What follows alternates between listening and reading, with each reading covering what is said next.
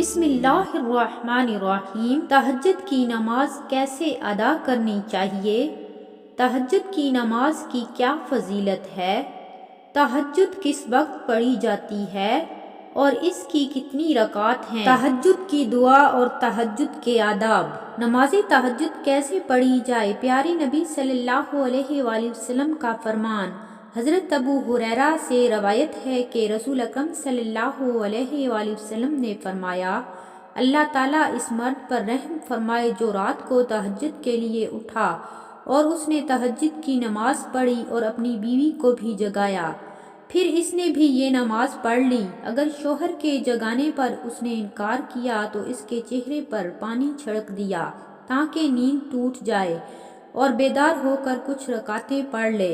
پھر فرمایا، اللہ تعالیٰ اس عورت پر رحم فرمائے جو رات کو تہجد کے لیے اٹھی اور اس نے نماز پڑھی اور اپنے شوہر کو بھی جگایا تاکہ وہ تہجد کی نماز پڑھ لے۔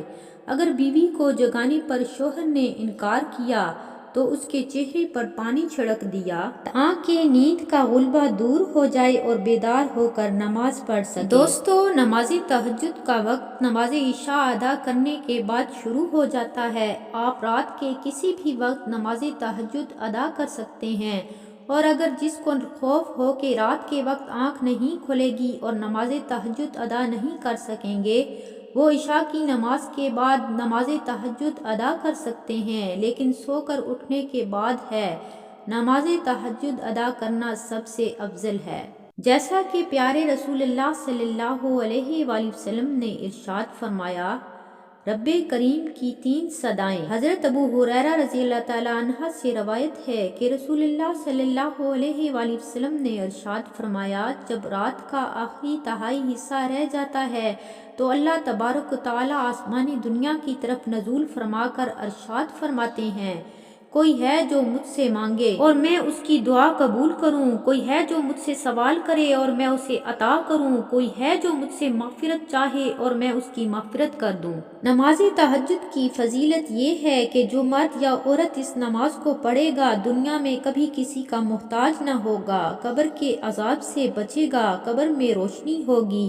یہ نماز قبر کا چاند ہے اور قیامت کے دن تہجد کی نماز پڑھنے والا 70 آدمیوں کو بخشائے گا، اور جب قبر سے اٹھے گا تو اس کا چہرہ نور کی روشنی سے چمک رہا ہوگا۔ نماز تہجد نفل نماز ہے۔ تہجد کی نماز کی رکعات 2، 4، 6، 8 کر کے آپ ادا کر سکتے ہیں، یعنی 2 کر کے جتنا آسانی ہو آپ ادا کر سکتے ہیں۔ کم سے کم 4 جیسا کہ صحیح بخاری میں ہے، اور زیادہ سے زیادہ 12 جیسا کہ صحیح مسلم میں پڑھی جاتی ہے، پر آپ صلی اللہ علیہ وآلہ وسلم کا معمول 8 رکعات تہجد پڑھنے کا تھا، اور کبھی کبھی 4 یا 12 رکعات پڑھنا بھی ثابت ہے۔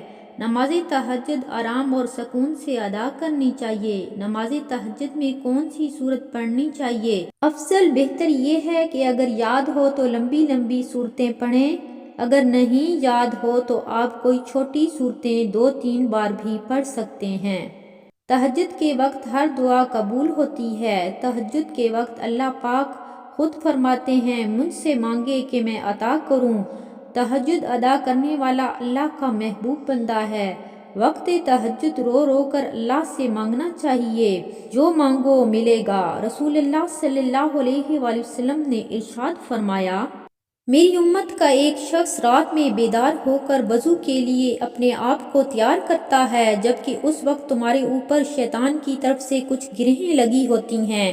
جب وہ ہاتھ دھوتا ہے تو ایک گرہ کھل جاتی ہے، جب سر کا مسح کرتا ہے تو ایک اور گرہ کھل جاتی ہے، اور جب وہ اپنے پاؤں دھوتا ہے تو ایک اور گرہ کھل جاتی ہے، اور اللہ تعالیٰ ان فرشتوں سے فرماتا ہے جو نظر نہیں آتے کہ میرے اس بندے کو دیکھو جس نے اپنے نفس کے ساتھ مقابلہ کیا تاکہ وہ مجھ سے مانگے۔ میرا یہ بندہ مجھ سے مانگے گا اور اسے مل جائے گا، میرا یہ بندہ مجھ سے جو مانگے گا وہ اسے ملے گا۔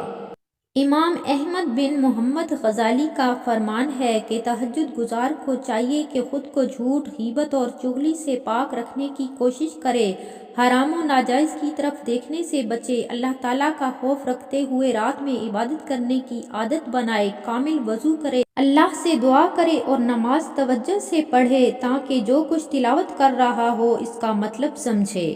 اللہ تعالیٰ اپنے حبیب کے صدقے ہم سب کو خالص عبادت کرنے کی توفیق عطا فرمائے اور تہجد گزار نیک بندوں میں شامل کریں، آمین ثم آمین یا رب العالمین۔ Subscribe for more videos. Thank you.